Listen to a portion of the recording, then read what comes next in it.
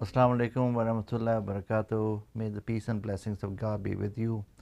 We are here live from NAS 716 studio, where Monday through Thursday at 6 p.m. there's something special going on. On Mondays, we have Clearing the Mist with Ken Hamilton. On Tuesdays, we have Vibing with Vicky Whiteman. On Wednesdays, you'll be with me, Nasir Khan, on Faith Matters. And on Thursday is Mind Your Business with Nas. So in Faith Matters, we talk about various aspects of faith, and at times topics that are not directly linked with faith, but we can talk about some aspects in our faith that would affect those events. So today we have a special guest, Lisa Jacamaza. She's a pastor of Bacon Memorial Presbyterian Church in Niagara Falls, where she has served since 2019. Lisa also works as an administrative assistant at the Erie County Medical Center, where she has worked for 16 years, and that's where I got to know her. Mm-hmm. She's married with 2 children and 1 granddaughter, 2 daughters and 1 granddaughter. Mm-hmm. Lisa is a commissioned ruling elder of the Presbyterian Church, which is a program that allows laypersons to complete a structured curriculum and mentorship to be commissioned as pastor of a church. Mm-hmm. She's also involved in community outreach, including the Take Back Niagara Falls initiative, where pastors, faith leaders, and community leaders gather in areas throughout the city, focusing on the message of peace and love and praise for the surrounding community. Most recently, we prayed at the Niagara Falls High School in preparation for the coming year, and praying for peace and love and protection for the students and teachers. Mm-hmm. Welcome, Lisa. Thank you so much. It's a great pleasure for me to be here with you. Pleasure is ours. So tell me about yourself and your early upbringing and... Mm-hmm. So I'm born and raised in Western New York. I grew up in the town of Tonawanda, and particularly my faith journey, as we all know, God pushes us into the direction or path we should go. Right. We can resist it or we can follow it. Right. And for me, I got very lucky in the sense that over time I was able to complete that program. It took me 10 years because I was working full-time and had children, Mm-hmm. but it afforded me this chance at this point in my life, and I'm really loving it. And even working at ECMC, in my opinion, is part of my ministry, because one of my favorite things to do, as you may or may not know, Dr. Khan, is to take care of doctors. So that I felt was part of my ministry, and so I've been really blessed with a lot of work in my life, and Wonderful. I enjoy it. Wonderful. So did you always have inclination towards religion, or was this something that you acquired later in life? I think I always did. In my upbringing, my parents, we had gone to a church in Kenmore that closed when I was probably about 6 or 7. Mm-hmm. And my parents never rejoined a church. And then this is, again, God directing my path. My sister got a job, who's a bit older than me, at Westminster Press, and I was about 14, 15. I'm like, maybe I'll try that church then. And that's where I got confirmed.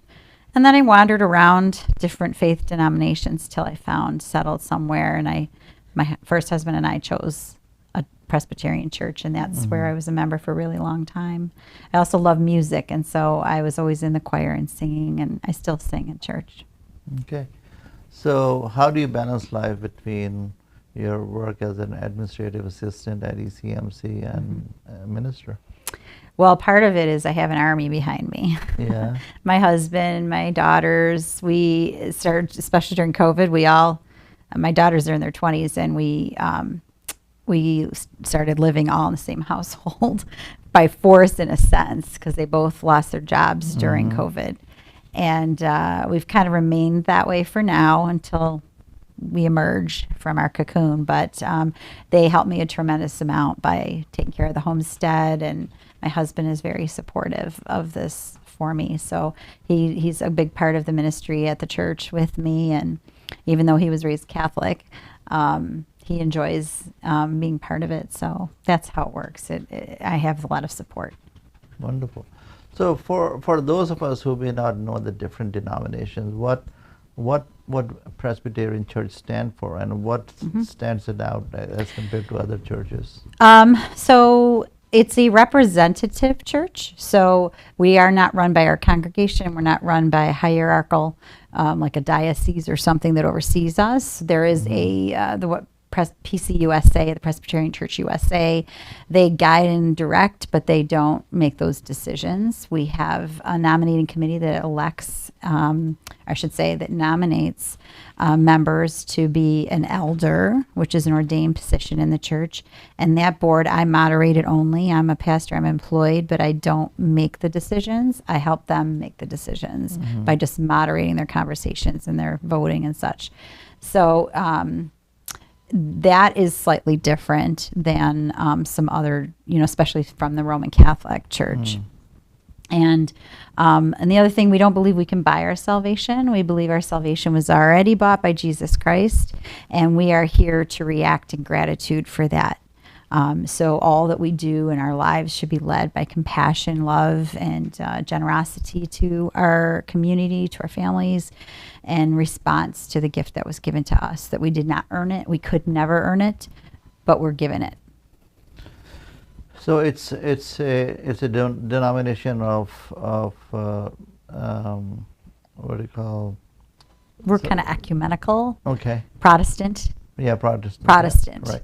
So we fall in with like Lutherans, Okay. Baptists. We're falling in with that. Okay. Anybody but the Roman Catholics, basically. Yeah, right. Sort of. There's Orthodox in there too. So is there any difference in belief system? That would be the biggest difference, is the fact that we believe that our salvation has been given to us, and that we're responding in gratitude, that we cannot earn it. But don't all Christians believe that? The Roman Catholics believe that you have to earn your salvation, and that if you do commit sin, that you have things you have to do through a priest in order to be forgiven. We do not believe, I don't believe that I act as an intermediary for my members or for the believers. They have direct contact with God. They can ask for their own forgiveness and be given that forgiveness. And it doesn't, that would probably be the biggest difference. So what version of Bible do you? We have we use the whatever St. James, New Revised Standard, all those normal, I should say, common Bibles are what we follow. We follow the Old Testament and the New Testament. Right. We don't follow catechism. We don't follow the extra chapters that some other believers do. The Catholics have a few extras chapters in their books, and So there's no particular version of Bible that you recommend. No. It's not like a medical school that you recommend a particular medical. No, we use the New Revised Standard just because the language is most common to the way we speak today. But honestly, I stress to my members, you should read multiple translations of the Bible because it's important. Sometimes some of the translations differ a little bit, and it's good to compare them. So, in your church, how do you feel is the membership involvement in the church activities? Is it? This particular church is a smaller church. Okay. We have about 125 members on our rolls. We have in physical attendance about 40, 45 every week. Very few children, especially adolescents, and especially after COVID. We lost connection with a lot of those folks. Families just haven't really come back that have children that age yet. We also created this online presence, so we do have a lot of people that watch online. But so right now we're kind of struggling with how do we connect better with folks that are, it's great that they're able to watch online because you have the homebound folks or people that just can't physically get to church. So we have that, but we don't know how to stay really spiritually connected with them. So we're kind of growing that direction. So I'd say, overall the Presbyterian Church's roles are definitely diminishing. And like the average age is like 62 nationally. So it's, yeah. So do you feel that the younger generation is sort of moving away from religion? I do think that they don't see it as relevant. Yeah. I Why do don't. you think that is?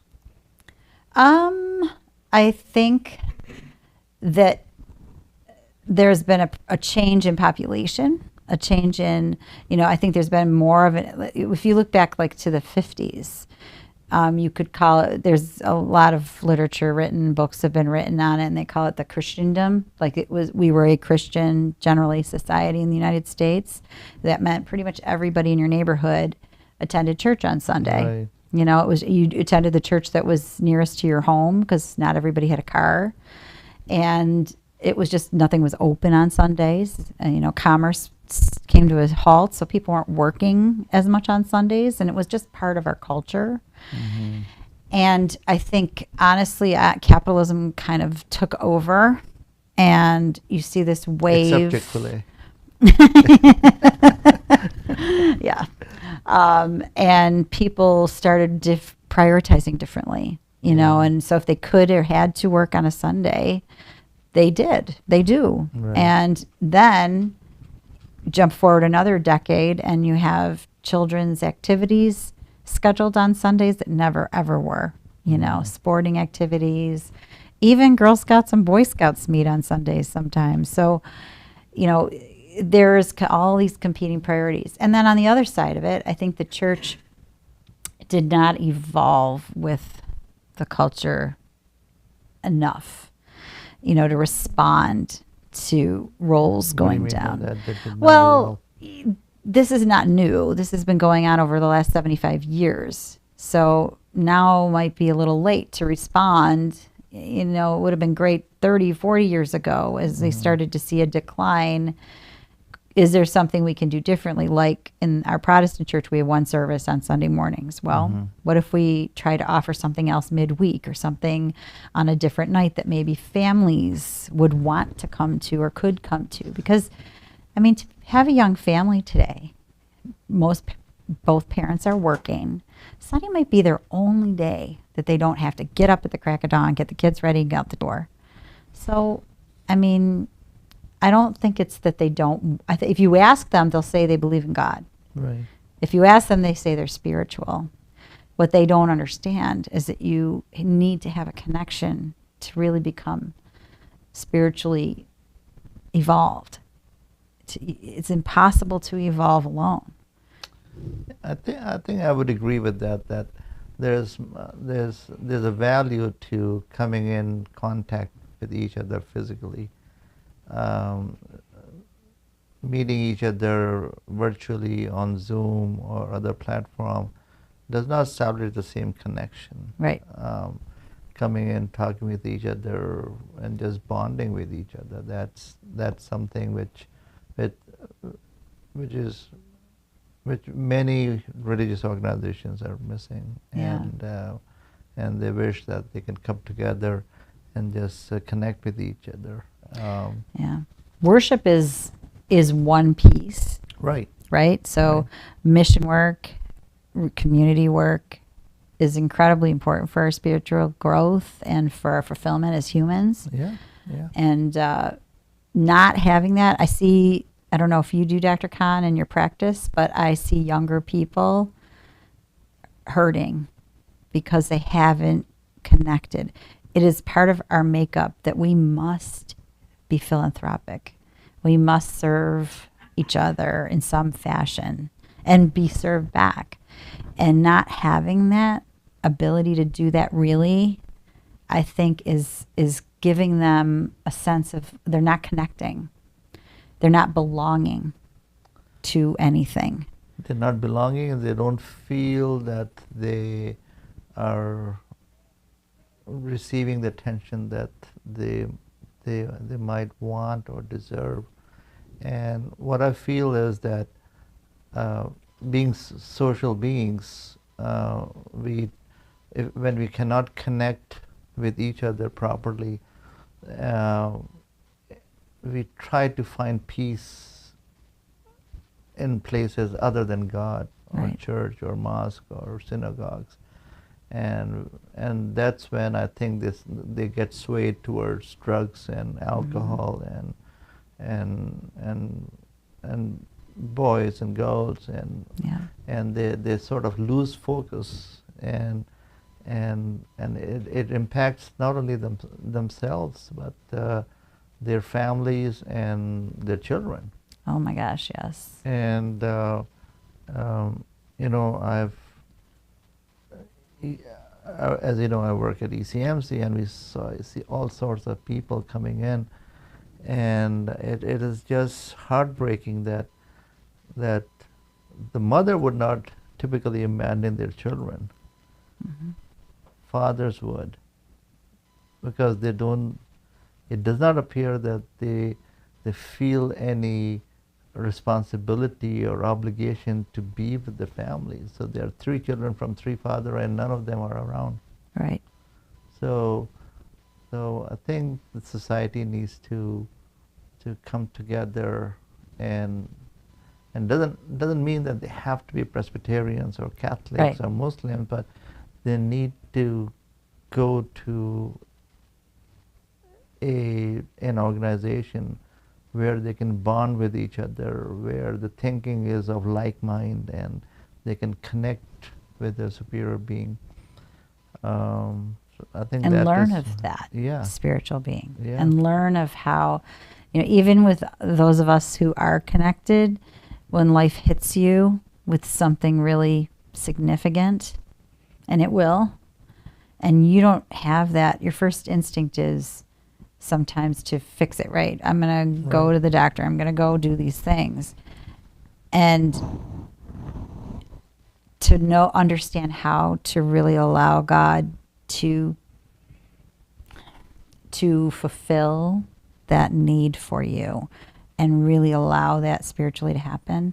I think what I see, even in my own family, I see spiritual starvation. Yeah, I agree We with that. Very know well when our said. body's depleted. We know we have to drink fluids. We know that we have to eat properly. We exercise, and we run to the doctor when things don't feel right. And we know also mentally when things aren't well. We need more sleep. We need to read more. We need to think more. We understand our mental capacity, but we ignore that soul that is within all of us. And that soul is going to eat. That soul is going to seek food or seek some nurture if we don't intentionally give it nurture. And that's what I see. I see them hurting, not physically really, although they'll call it physical because now everybody has anxiety, Right. which I remind my family, sometimes anxiety is God's way of telling you to go in a different direction Yeah. or to tackle that fear. Anxieties are not always bad because that's what stops you from walking in front of a bus. Yeah, absolutely. So- Or preparing yourself for an exam. But how do we, as people who have found our own path, Mhm.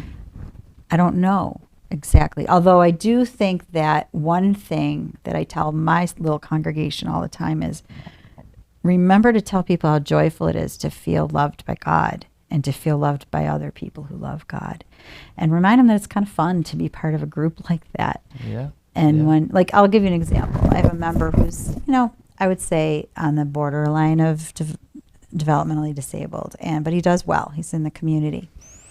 Well, recently he's kind of getting worse. He's needing more physical help. He's in his 60s, and he ended up in the hospital, and then he got discharged, but we didn't know where. And I left my name and number with the hospital, but they didn't call me, and his brother didn't call me, and I don't know his brother. But this gentleman's been coming to the church for his whole life. Well, my members are going crazy. They're like, where is this guy? So I called the hospital, and I said, here's my name and number. Call his brother, please, and tell him we're looking for him. You look for your lambs. And not everybody's feeling like somebody's looking for them when they are lost. True. So switching gears, we just had a long weekend, which was a Labor Day weekend. So I just wanted to talk about that a little bit. So Labor Day, as we know, is a federal holiday, and became officially a federal holiday in 1894, celebrated on the first Monday of September. And interestingly, in many countries, including Pakistan, where I come from, the same Labor Day is celebrated on May 1st. And and the other interesting part is that it started.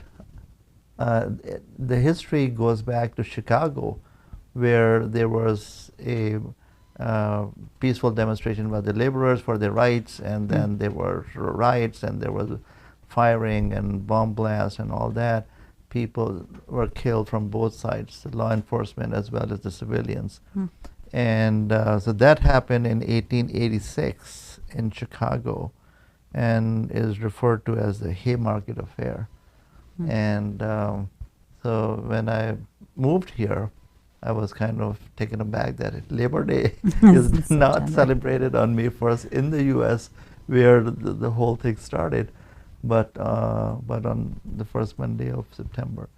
So I just wanted to circle back to you to know, what does Christianity talk? How does Christianity deal with the issue of labor and giving them their due share and respecting them? What does Christianity teaches about how to deal with laborers? Yeah, I think that there's a lot of recognition in the Bible, and I'll say in particular in the New Testament. But you can go all the way back to the Old Testament. You and I talked a little bit about slavery. And there obviously slavery is not good, no matter how you slice it up. But in biblical times, it was a way of helping the very poor. And they would work for the landowner for a period of time, but no more than 6 years. And at that point, they would be given their full freedom, and they were paid during that time. So, and women were taken upon to marry within and that would give them status, which is, as you know, women had pretty much no status in those times. So even then, there's a recognition that labor is essential to survival, but respect for that labor is important, and also rest from that labor is important. And I think the talk of Sabbath and what Sabbath really means to someone who does work in this day and age, like myself, working 2 jobs, it's hard to find that true time to rest. But Jesus talked a lot about that. He argued with the priests because they had their own idea of what Sabbath meant, and Jesus broke a lot of those rules by working on Sabbath, because he would heal people that would come to the temple, and he tried to help them evolve out of that cookie cutter looking and help them see their own hypocritical ideas of that. But I think in today's world, understanding what true rest means and what it really looks like, not just physical rest, but spiritual rest. Jesus always went to the wilderness whenever he was stressed, whenever he was working on a dilemma or concern. And I think it's an interesting word that is used over and over in the Bible, the wilderness. And I think we all find ourselves perplexed in a wilderness at times. He went there to pray, to be so alone, to be with God, and to have that rest from his labor, which for him was teaching, preaching, healing, and finding, establishing, and peace. And there's 2 kinds of peace, and I know in your faith, I believe, you talk a great deal about it. There's peace the world gives, the peace that we think of, like no war, conflict, but peace within ourselves, peace with spiritual peace, is a real gift that we find when we come to God and we really truly let God have our burdens, concerns, and we open up our minds and our hearts to something that is to be received in those moments. So all the work that we do, that is incredibly important, that Sabbath time, and it's so hard to find now that people work in, you and I know, in the hospital environment, how many hours doctors and residents and nursing put in and how much they give of themselves. It's hard. It's hard to carve it out, but our souls need it so desperately. Yeah, and wilderness, does not necessarily mean as that you're going to a secluded physical place. Wilderness is a state of mind as well. If you are all by yourself and, socially aloof from other people, you are in that wilderness, and that's where you need to have a way to keep yourself composed, and not let the atmosphere take over your nature and yourself. Well, there's so much. There's phones on our being 24/7 now that is constantly disrupting the ability to do that. True. But one of the challenges I give to anybody listening is to, over the next, say, 7 days, 10 days, behold. Stop and truly see something, truly feel something, hear something. Go for a walk and truly hear the sound of a leaf that it makes when the wind touches it. And God has put this creation all around us, and we've disrupted it so heavily.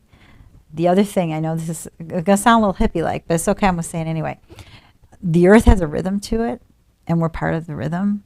And we don't touch the earth that much anymore because you and I are sitting on a concrete slab probably right now. And we wear shoes everywhere. If you can touch the earth with your feet, you'll feel that rhythm. It'll calm your soul. Your soul will know where you are in it. And that is really how we can find that kind of peace within our own wilderness. Well, like you said, wilderness isn't necessarily a bad place either. It's a place of great wonder. Yeah. And time for reflection and all that. Yeah. There's so much more to talk about, but unfortunately we have come to the end of the session.